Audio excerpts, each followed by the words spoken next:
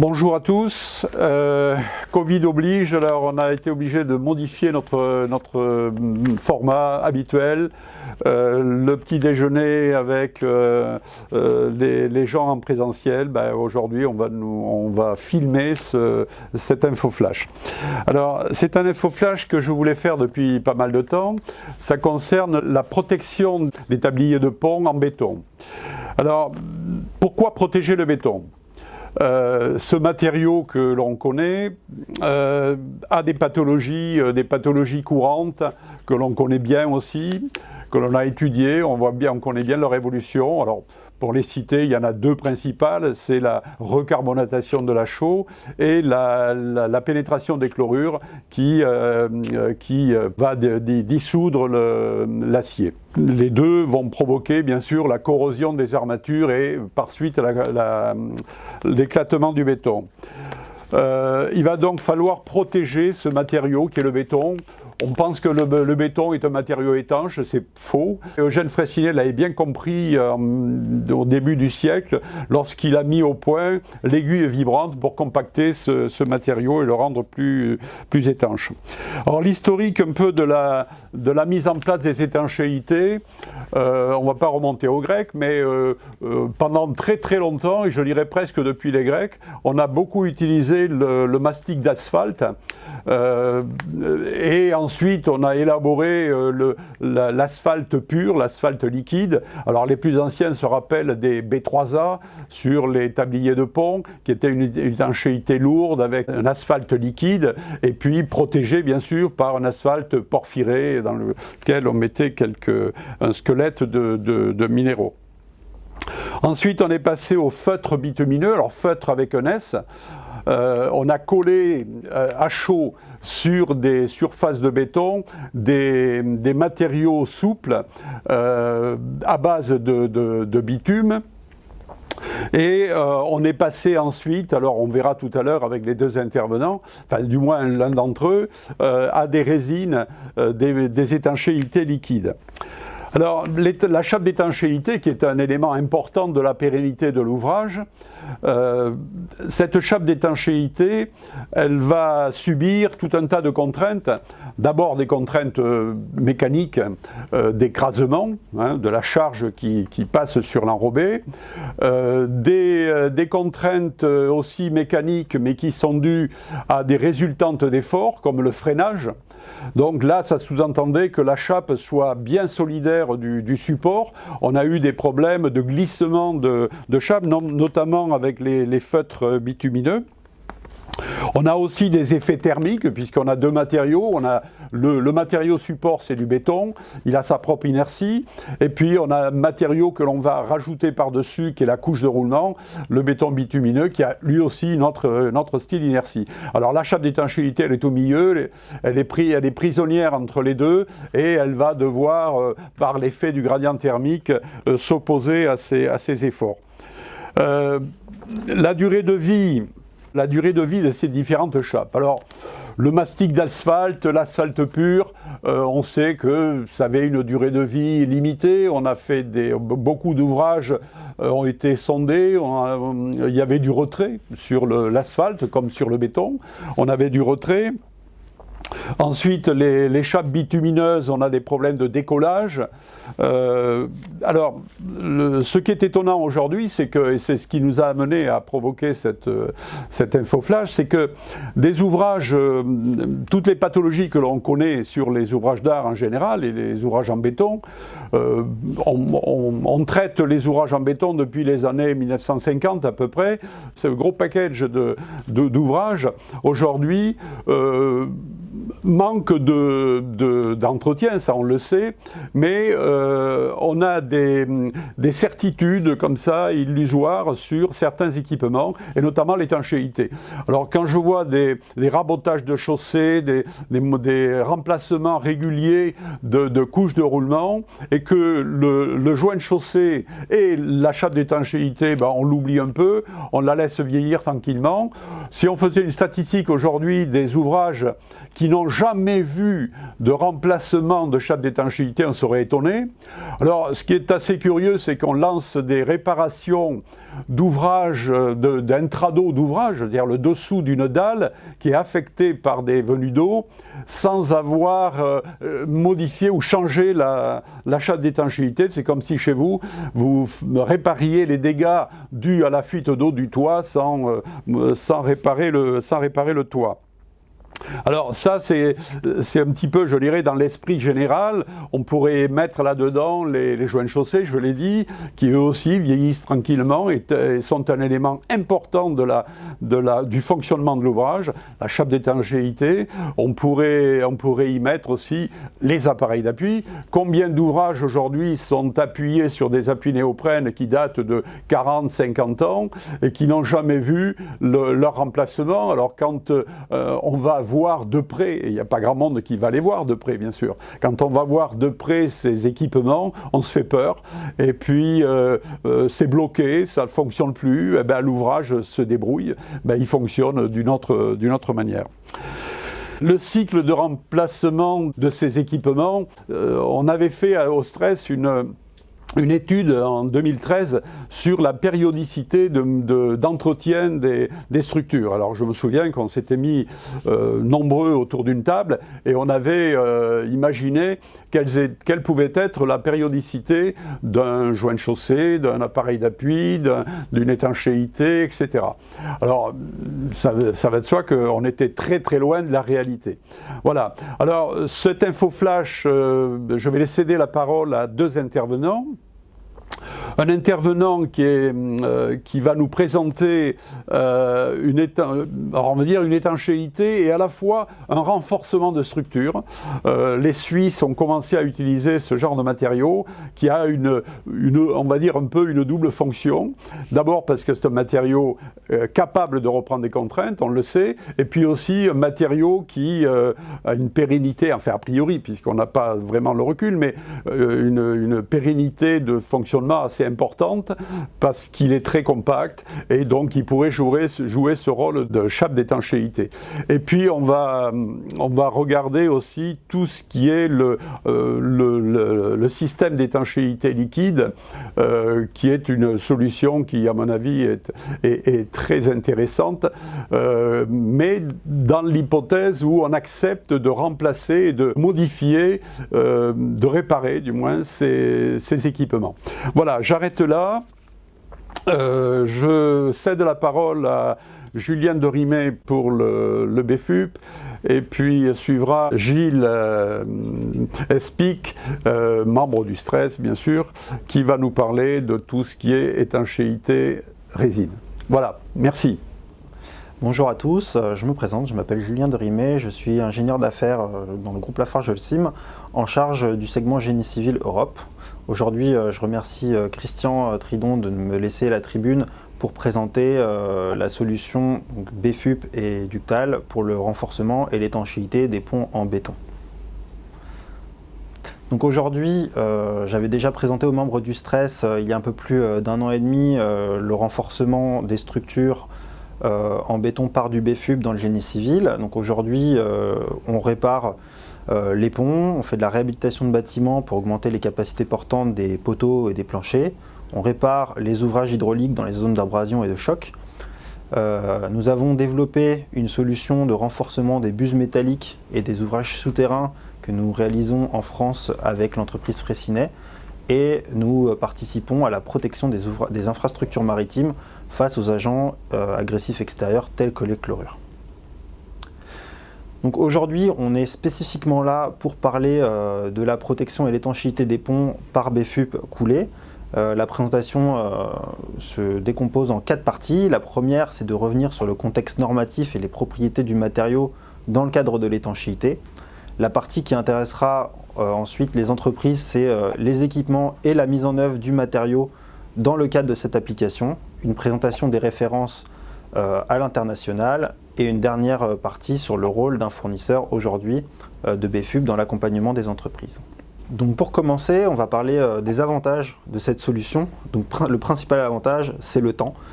puisque l'utilisation des BFUP va permettre la sécurisation des plannings, puisque la plage d'utilisation du matériau et les états de surface nécessaires à la bonne pose sont très larges et permet d'accélérer le temps de travaux. C'est une solution qui est très durable puisque les matériaux BFUP aujourd'hui présentent des durées d'utilisation de projet allant de 50 à 150 ans. La préparation de surface est simple, il n'y a pas de primaire d'accroche à prévoir, une simple humidification et une rugosité préalable sont nécessaires à la bonne pose du produit. Dans certains cas, on utilise un seul produit pour à la fois faire le réagréage et recréer l'étanchéité. Une possibilité de renforcement est possible dans le cas de tabliers structurellement défaillants et l'enrobé est moindre puisqu'il n'y a plus besoin de protéger l'étanchéité sous l'enrobé par un poids minimal. Donc dans le contexte normatif, les BFUP aujourd'hui sont encadrés par 3 normes que je vais vous détailler et passer en revue les différentes caractéristiques du matériau.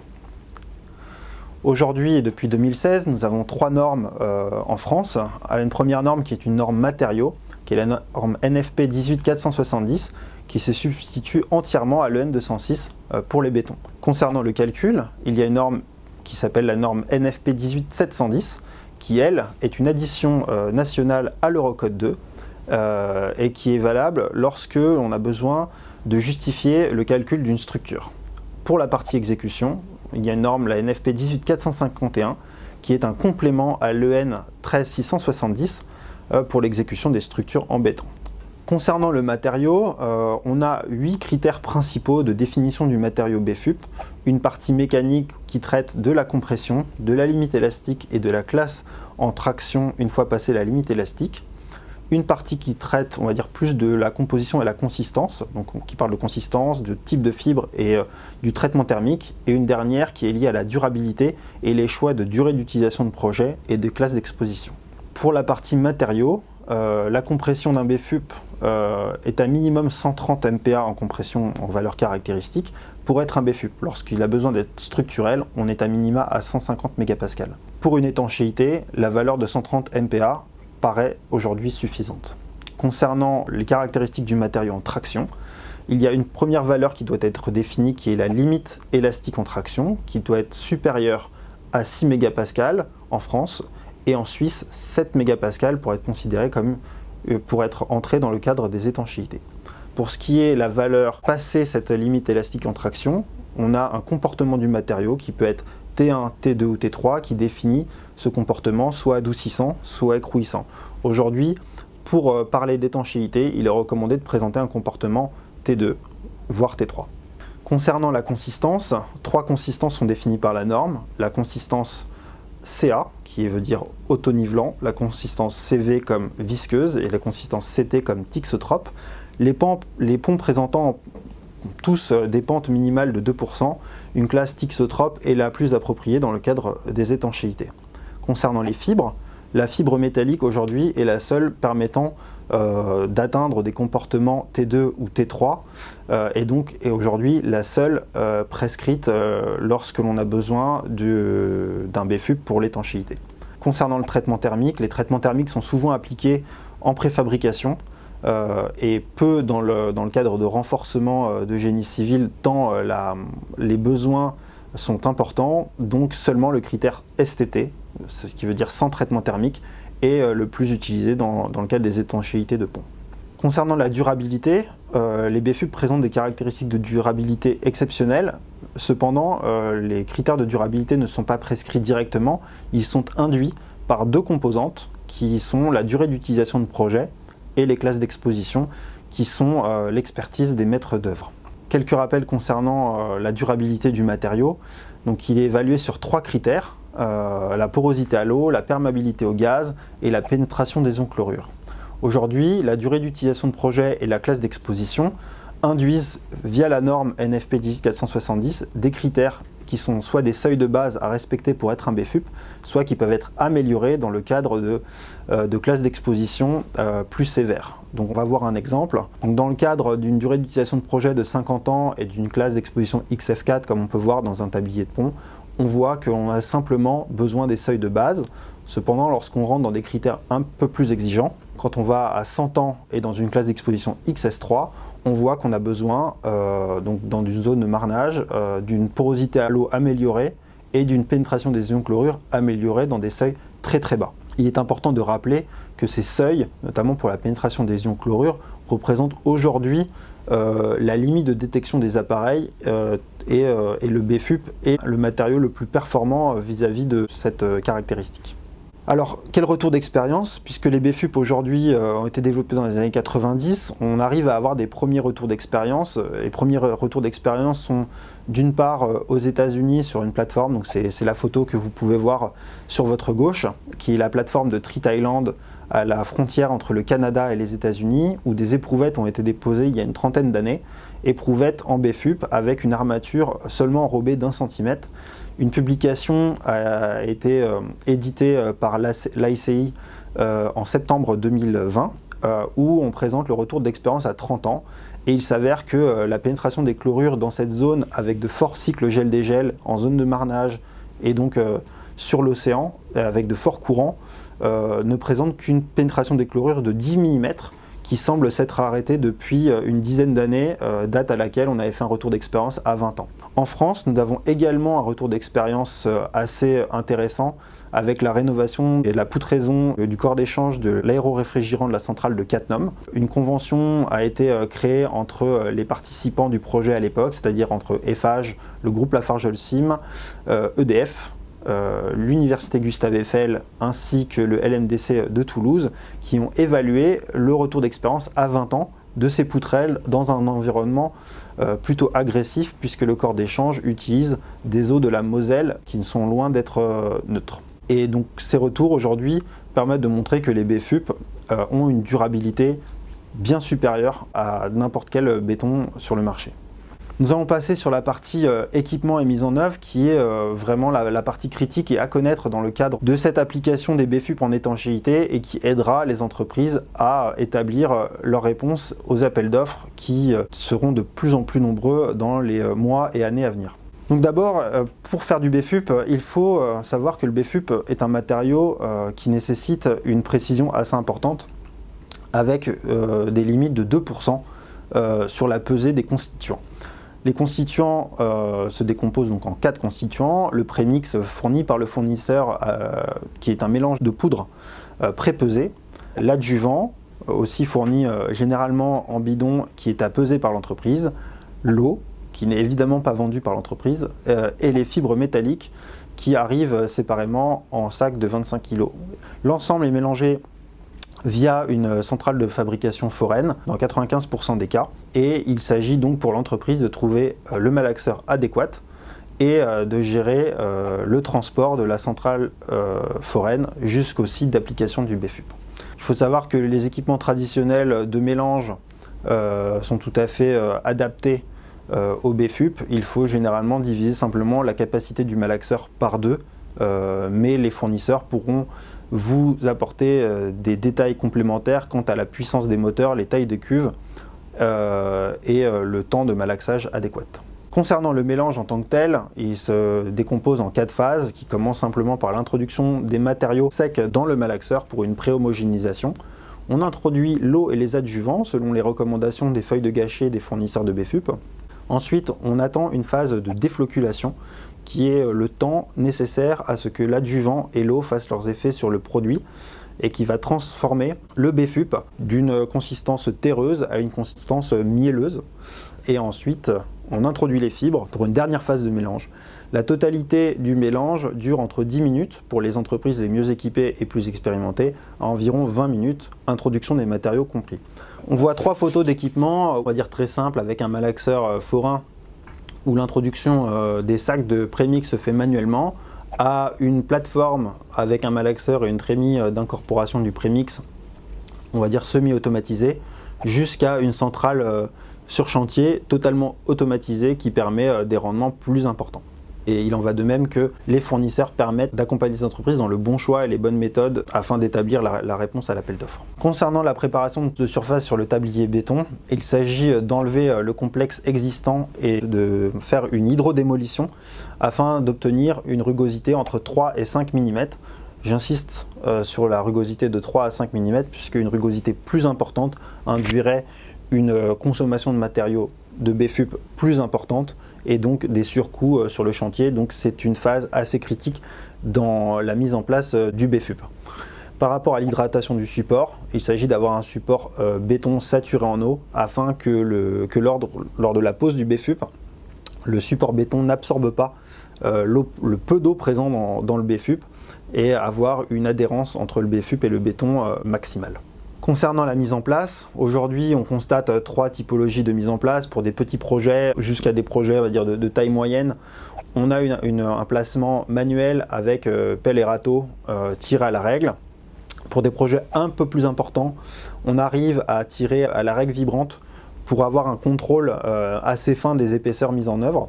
Et pour des très gros projets de plusieurs milliers de mètres carrés, des entreprises ont développé des équipements spécialisés qui sont généralement des finishers adaptés à la mise en place du BFUP qu'on peut voir sur la 3e photo. Donc un exemple de rendement avec peu d'expérience, on va pouvoir, si on fait des BFUP, une gâchée toutes les 20 minutes, arriver à passer environ 3 big bags par heure, soit à peu près 1,5 m3. On va transférer cette production via des trémies, des dumpers, des bennes, de manière optimisée afin de vider le plus rapidement le malaxeur et de passer à la gâchée suivante, et ensuite avoir suffisamment de personnel et une règle adaptée pour tirer l'ensemble de ce matériau, de ces 500 litres par gâchée, pendant que l'autre gâchée est en production. Ce qui correspond à peu près 40 mètres carrés de tablier traité par heure pour un malaxeur, ce qui peut paraître peu, mais qui correspond en quelques heures à une surface d'un pont courant, et qui correspond plus ou moins à peu près à 10 mètres cubes par jour. Donc c'est une valeur assez faible pour une production béton.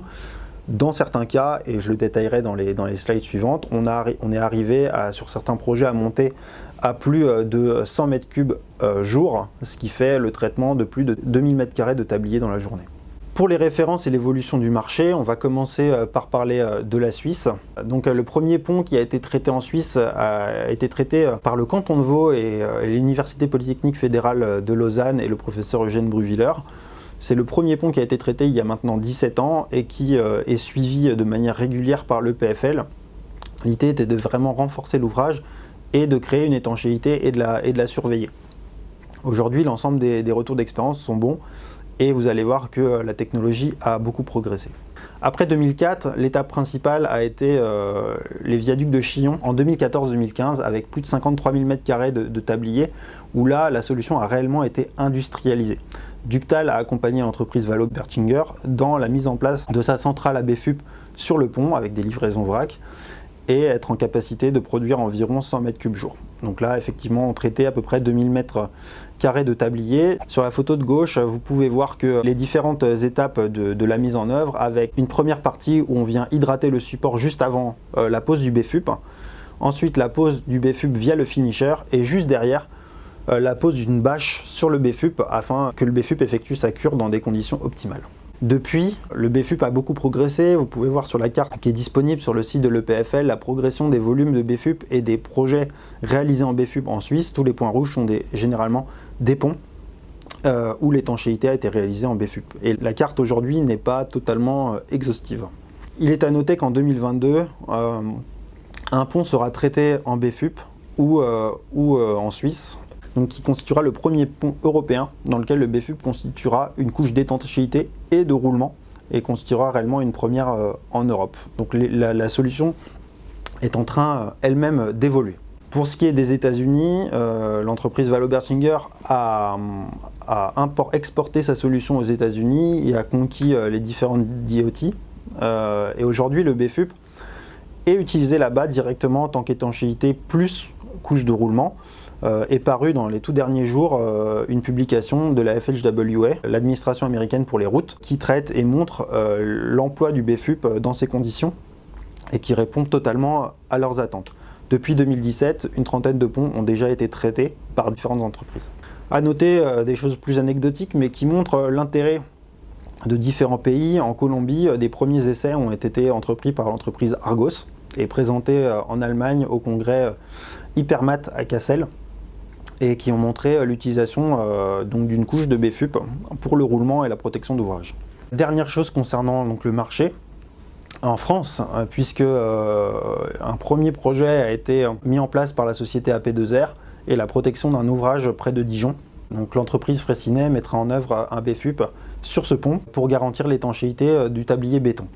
Un comité d'experts a été mis en place pour l'évaluation du projet, qui inclut des personnes du CEREMA, de l'université Gustave Eiffel, de l'EPFL évidemment avec le professeur Eugène Bruviller et la maîtrise d'œuvre, un GEROP. Le rôle du fournisseur aujourd'hui dans tout ça est essentiel puisque les BFUP sont assez peu connus et il y a besoin d'un accompagnement certain. Donc les entreprises accompagnent aujourd'hui, donc les fournisseurs accompagnent les entreprises depuis la phase amont pour construire l'appel d'offres et réussir l'exécution. D'abord par le partage d'une carte d'identité matériaux qui constitue, on va dire, la fiche technique du BFUP et qui doit répondre aux critères du CCTP, la définition des équipements et des méthodes pour correctement chiffrer la mise en œuvre du BFUP, le suivi de l'épreuve de convenance qui est la vraie phase de répétition et de validation avant la réalisation du projet, puis en assistance technique pour prendre en compte les aléas de chantier et adapter les formulations en fonction des aléas météorologiques par temps froid ou par temps chaud. Je remercie du coup l'ensemble des entreprises du stress pour leur attention et de rappeler que Ductal est à leur côté pour le développement et l'accompagnement de leur projet depuis 2015 et je vous remercie pour votre attention. Bonjour, Gilles Espic, société Etendex. J'interviens aujourd'hui dans le cadre de l'info flash sur la protection des bétons et j'ai l'honneur de vous présenter les systèmes d'étanchéité liquide. Donc comme l'a dit Christian en préambule, l'eau est la principale source de pathologie au niveau des ouvrages, que ce soit à cause d'agressions directes, le lessivage des supports, le gel quand l'eau pénètre dans les fissures, et puis des conséquences indirectes par les polluants qu'entraîne l'eau dans les ouvrages, notamment au niveau des fissures. Que ce soit des polluants acides qui peuvent effectivement entraîner la corrosion des aciers, en plus de l'eau qui physiquement, elle, entraîne la corrosion des aciers, que ce soit des hydrocarbures également, ou encore des sels, des chlorures, qui ont également une action qui conduit à la dégradation des aciers. Et également une autre action indirecte, c'est l'eau en tant que vecteur et à l'origine de réactions chimiques internes au béton, les réactions sulfasiques internes, l'alcali-réaction et également la carbonatation des bétons. Si vous enlevez l'eau, vous enlevez la source de dégradation du béton armé, que ce soit les dégradations liées au béton ou aux aciers. Une petite précision qui n'est pas seulement sémantique, la différence entre une étanchéité et une protection. L'étanchéité, le caractère principal qu'on va lui demander, c'est de s'opposer à la fissuration, ou tout au moins de s'accommoder de la fissuration des bétons, qu'elle soit instantanée, existante. Et ça, c'est relativement facile à la voir et à la constater et à la traiter, mais aussi les fissurations qui vont intervenir tout au long de la vie de l'ouvrage, puisque c'est vraiment la pénétration de l'eau et des polluants qui engendrent la dégradation du béton armé. Et c'est d'ailleurs la plus grande différence entre une étanchéité et une protection. Bien sûr que l'étanchéité assure la protection des ouvrages, mais à l'inverse, une protection d'un ouvrage, ce n'est pas une garantie d'étanchéité. L'étanchéité, je le redis, ça passe par la maîtrise de la fissuration et c'est également ce qui donne à l'ouvrage une garantie et au maître d'ouvrage une garantie, et notamment une garantie décennale. Je vais donc vous faire un petit rappel des différentes techniques d'étanchéité et les référentiels qui s'appliquent, mais Christian l'a déjà fait, donc je vais passer un peu rapidement. Vous faire un petit tour d'horizon des applications des systèmes d'étanchéité liquide au niveau des ouvrages et aussi des utilisations un petit peu plus particulières pour le traitement des RSI et le traitement des ouvrages renforcés par carbone. S'agissant des systèmes d'étanchéité, il y en a 5 types connus, les asphaltes historiquement, les membranes bitumineuses, les fameuses FPM, les systèmes mixtes qui combinent de l'asphalte, une membrane d'étanchéité et un asphalte de protection, les MHC, les moyens à haute cadence mis en œuvre mécaniquement qui sont des des micro-bétons bitumineux. Et enfin, les systèmes d'étanchéité liquide, qu'on appelle SEL, et plus couramment les résines. Donc ce sont des revêtements relativement fins, de 2 à 3 mm, constitués de résines polymériques, donc soit des époxys modifiés, qui sont des époxys un peu plus souples, avec toutes les réserves liées à la souplesse d'une époxy, des métacrylates et des polyuréthanes, principalement. Monocomposants, bicomposants, monocomposants qui réagissent avec l'air ambiant, bicomposants, tricomposants qui réagissent avec la mise en contact d'une base et d'un durcisseur. Ces résines peuvent être posées soit en adhérence complète, soit en indépendance. Il existe des systèmes indépendants éprouvés et je vais plus particulièrement m'attarder sur les polyuréthanes projetés à chaud qui constituent l'immense majorité des revêtements qui aujourd'hui sont mis en place au titre des systèmes d'étanchéité liquide. Les référentiels, donc il faut savoir qu'en France, les étanchéités, c'est parfaitement normalisé. Hein.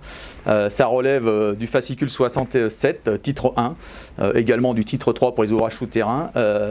Ça relève des avis techniques CEREMA, également des avis techniques CETU pour les ouvrages souterrains et des recommandations stress, bien évidemment. Donc s'agissant des référentiels, nous avons les référentiels de base que sont le fascicule 67, titre 1, et également du titre 3 pour les ouvrages souterrains. Nous avons les avis techniques CEREMA et complémentés, le cas échéant, des avis techniques CETU pour les ouvrages souterrains toujours. Et également, bien sûr, les guides techniques du stress. Donc je vais vous parler plus spécifiquement des polyuréthanes projetés à chaud qui représentent la grosse majorité, comme je l'ai dit, des revêtements mis en place. Donc ces revêtements, on va chercher en eux des caractéristiques mécaniques très élevées. Alors par exemple, hein, si on compare des polyuréthanes projetés à chaud et des membranes bitumineuses, on note que les polyuréthanes projetés à chaud ont des élongations de l'ordre de 350%, là où on est plutôt à 50% pour les membranes. On a des performances mécaniques extrêmement élevées. Et on va surtout aller chercher dans ces performances mécaniques, alors non pas la compression, mais plutôt la traction, les résistances à la rupture, plutôt les résistances au choc, plutôt les résistances à l'abrasion, les résistances au poinçonnement également. Et pour la petite histoire, quand nous avons fait les premiers essais à la demande d'un de nos clients, le CNR pour ne pas le citer, hein, pour des utilisations très très particulières, nous avons fait les essais CNR d'abrasion et de choc. Nous avons dû refaire ces tests puisque les caractéristiques obtenues étaient tout à fait étonnantes. Donc ce sont vraiment ces caractéristiques mécaniques qu'on va aller chercher pour les applications diverses et variées dont je vais vous parler dès à présent. Donc l'utilisation la plus courante, c'est sur les ponts et les passerelles. Donc on étanche avec les revêtements SEL. Alors on pense surtout pour les ponts, les corniches, les caniveaux, parce qu'effectivement ce sont des ouvrages qui sont très très compliqués à étancher, puisqu'une multitude de points singuliers liés aux équipements. Et pourtant ce sont probablement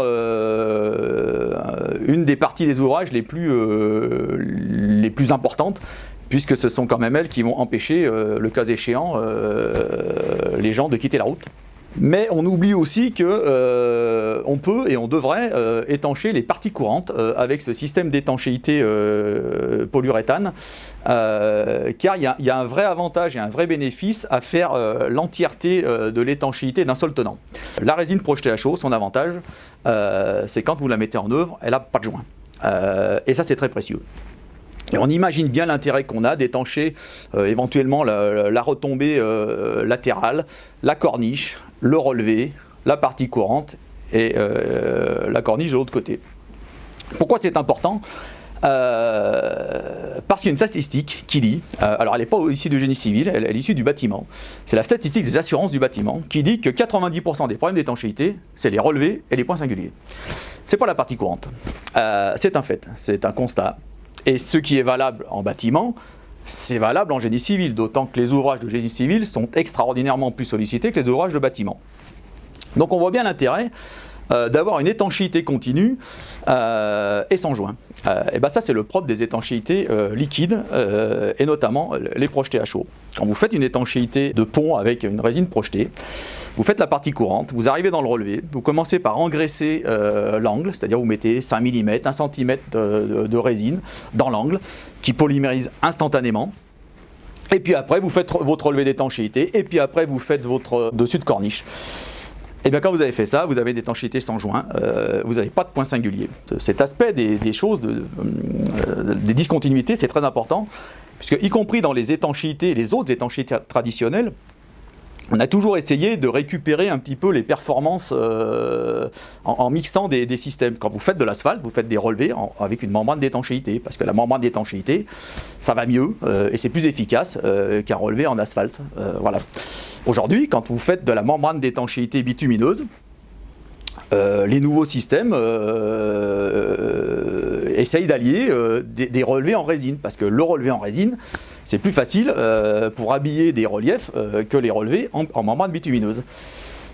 Donc on essaye effectivement, dans les nouvelles innovations, de mixer, comme je l'ai dit, les systèmes. Eh bien, l'étanchéité liquide coulée à chaud, notamment avec une prise instantanée, elle, d'emblée, elle présente ces caractéristiques-là. Quand on fait des passerelles, ce qu'on va chercher comme caractéristique dans les systèmes d'étanchéité liquide, c'est d'une part le poids. Le poids parce qu'une étanchéité liquide circulable, c'est-à-dire que sa couche de roulement de circulation, ça fait 10 km². Donc sur des ouvrages généralement assez fins, le coup de crayon de l'architecte, là, on essaie de faire des choses assez fines pour passer au-dessus des rivières ou dans les villes, et ben ça c'est important et on en a besoin. Et on va aussi chercher des caractéristiques mécaniques importantes avec des couches de roulement qui résistent au passage de véhicules, de vélos, de piétons, voire même de véhicules. Et on va chercher aussi l'esthétique, l'avantage.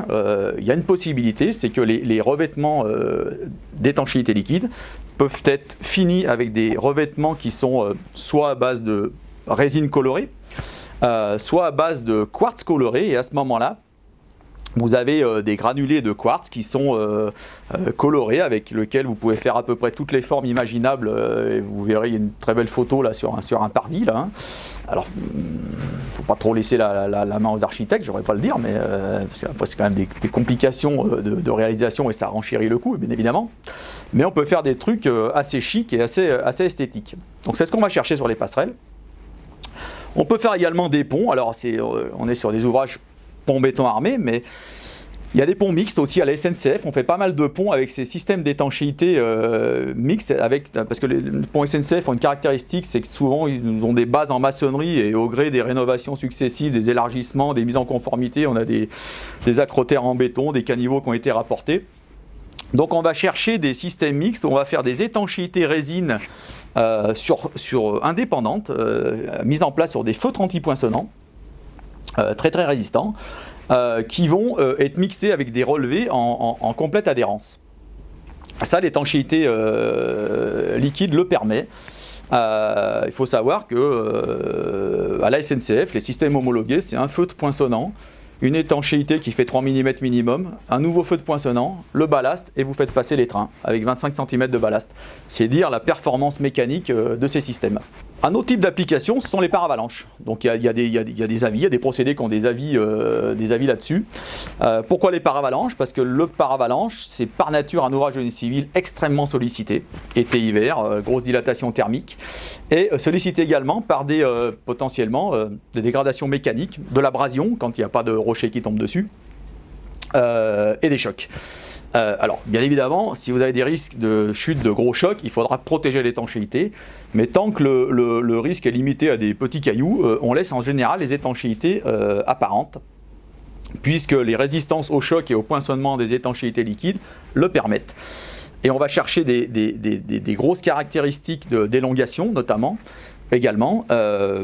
Tout simplement, quand on étanche un paravalanche, on n'a pas tellement envie de remonter régulièrement dessus pour refaire l'étanchéité si elle se dégrade, mais on n'a pas non plus envie de passer tous les 2-3 jours pour faire tomber les stalactites. Donc on va chercher vraiment des étanchéités très très qualitatives.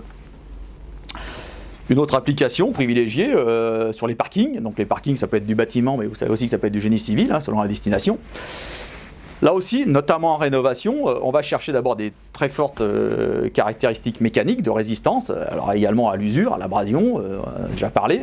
Et puis on va chercher le poids aussi, parce qu'en rénovation, quand vous avez un parking, notamment à la montagne, qui sont des ouvrages extrêmement sollicités, notamment par les selles, que vous n'avez pas d'étanchéité à l'origine, vous n'avez pas beaucoup de solutions pour les réétancher, sauf à passer avec ces systèmes dans les 10 kg de surcharge du mètre carré. Donc ça, c'est une utilisation privilégiée également, et on peut aussi aller chercher de l'esthétique, un peu comme les passerelles, on peut faire des finitions colorées, on peut faire un peu tout ce qu'on veut. Voilà pour les utilisations les plus courantes et les plus connues, mais je vais aussi vous parler de 2 utilisations particulières qui ne sont pas forcément très connues, et je vais assortir ce propos de quelques réserves. La première utilisation, c'est celle sur les ouvrages touchés par alcali-réaction ou réaction sulfatique interne. C'est un sujet très sensible, c'est notamment la RSI, qu'on connaît depuis quelques années, pour lequel aujourd'hui on n'a pas tellement de solutions. Et on y réfléchit, et il y a eu alors il y a eu tout un tas d'avis d'abord qui ont été exposés, et puis surtout il y a eu des expertises, et puis des études qui ont duré un assez long moment, extrêmement poussées, qui ont montré, et c'est factuel, que quand vous avez un béton traité de RSI, touché par la RSI, que vous le revêtissez d'un PUHO en forte épaisseur, eh bien ça freine considérablement la RSI, et voire ça la stoppe.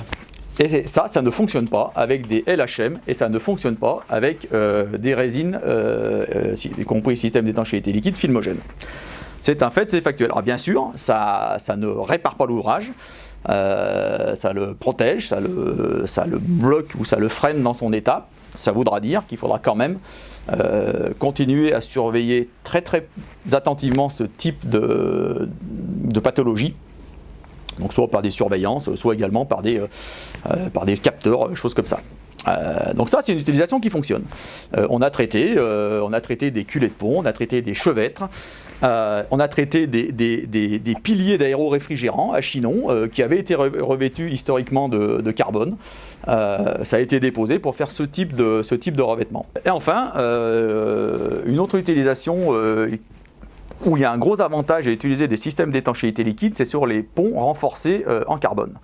Je trouve qu'aujourd'hui, on change, les législations imposent de changer les équipements de protection de sécurité. On minéralise des terre-pleins centrales, tout ça fait que l'ouvrage, on change ses répartitions de contraintes et il faut le renforcer. C'est d'ailleurs le cas à chaque fois qu'on change le fonctionnement d'un ouvrage. À chaque fois qu'on renforce un ouvrage, on sait qu'il va nécessairement se produire des diffusions de contraintes différentes et potentiellement apparition de fissures dans d'autres endroits. Et c'est pour ça qu'on met des systèmes d'étanchéité. Aujourd'hui, quand on veut faire des renforts composites, c'est des produits qui sont tout à fait efficaces, eh bien comment on fait? On pose ces renforts, on essaie de les poser sur la structure. Le problème, c'est que ces collègues de l'époxy, qui n'aiment pas bien la chaleur, du tout d'ailleurs, avec des températures de transition vitreuse de quelques dizaines de degrés, ce qui fait qu'on ne peut pas soit souder au chalumeau des membranes bitumineuses directement dessus, soit couler des asphaltes directement dessus, soit même couler des enrobés. Donc comment on fait aujourd'hui? Aujourd'hui, qu'est-ce qu'on fait? On colle les renforts sur la structure, on met une chape de protection de 2 cm, 2 cm, 25 mm, ça suffit en général, et on colle l'étanchéité dessus et on met les enrobés. C'est pas une bonne solution, c'est pas la meilleure solution, c'est pas optimal, parce que d'abord l'étanchéité, elle n'est pas collée sur la structure, elle est collée sur une chape ou un mortier de réparation. On retombe sur les problèmes d'adhérence, on retombe adhérence de la chape, et on fait un millefeuille, et c'est vraiment pas la meilleure solution pour faire ce type de travaux. L'autre solution, c'est d'engraver les plats. C'est pas plus satisfaisant intellectuellement. On hydrodémolit, on rabote. Bon, on n'aime pas trop ça quand on fait du renforcement. Donc on démolit pour aller coller des renforts et après on restructure. C'est quand même un peu tendancieux. Donc on rétablit les 2 cm d'enrobage et on refait les étanchéités. Bien évidemment, quand vous faites l'engravure, si vous tombez sur les aciers en position haute, vous êtes coincé, vous ne pouvez plus faire la presta, et ça, avant d'avoir commencé, vous ne le savez pas trop, à moins de faire un contrôle exhaustif de la structure. Et là, c'est le gros avantage de l'étanchéité, projeté à chaud, c'est que vous pouvez faire vos plats, vos renforcements, vos joncs. Vous pouvez projeter la résine dessus, puisque la température de projection, c'est quelques dizaines de degrés, c'est compatible avec les températures de pointe de l'époxy sans aucun problème. Et puis surtout, les essais qui ont été faits montrent que au bout de quelques secondes, la dissipation de la chaleur dans l'air et dans le béton fait que de toute façon l'élévation de température est très très courte et très très faible. Donc c'est complètement compatible avec les renforts carbone. Vous faites votre étanchéité directement sur la structure et ça c'est vraiment la bonne solution. Ça me permet de faire un petit aparté. L'étanchéité liquide, c'est pas très épais, ça fait 2-3 mm. C'est comme la peau. C'est pas très épais, mais quand c'est bien collé, on n'a pas trouvé beaucoup mieux pour protéger le corps. Et bien c'est pareil. L'étanchéité liquide, c'est la peau de l'ouvrage. Ça se pose directement sur la structure, et une fois que c'est posé, normalement, il n'y a pas beaucoup plus efficace. Pourquoi ? Parce qu'on va solliciter aussi une des caractéristiques de l'étanchéité liquide, qui est l'adhérence.